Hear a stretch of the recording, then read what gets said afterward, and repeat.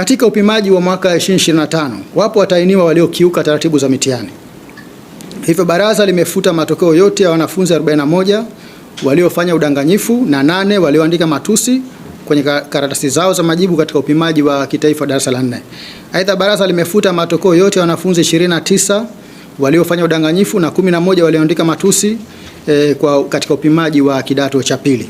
Matokeo hayo yamefutwa kwa mujibu wa kifungu cha 5 kifungu kidogo cha pili J cha sheria baraza la mitihani sura namba 107 kikisoma pamoja na kifungu cha 30 kifungu kidogo cha pili B cha kanuni za mitihani za mwaka 2016.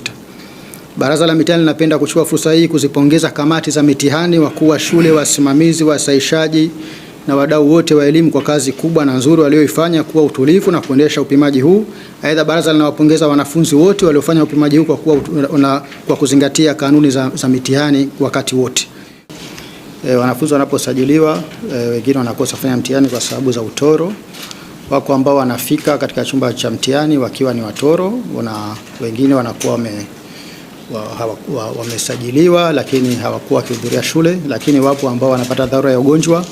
Kwa mujibu wa kanuni za mitihani tunawaruhusu na tunawapa fursa ya kufanya wakati mwingine.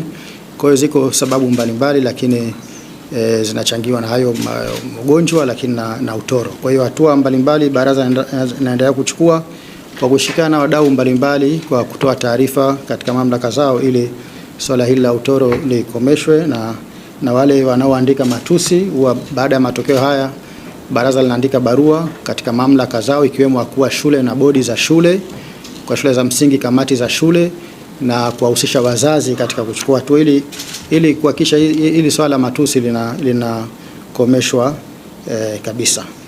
Na ukiangalia takwimu zetu ni kweli kwa sasa tunaanza kuona matusi yakijitokeza katika hatua ya darasa la 4.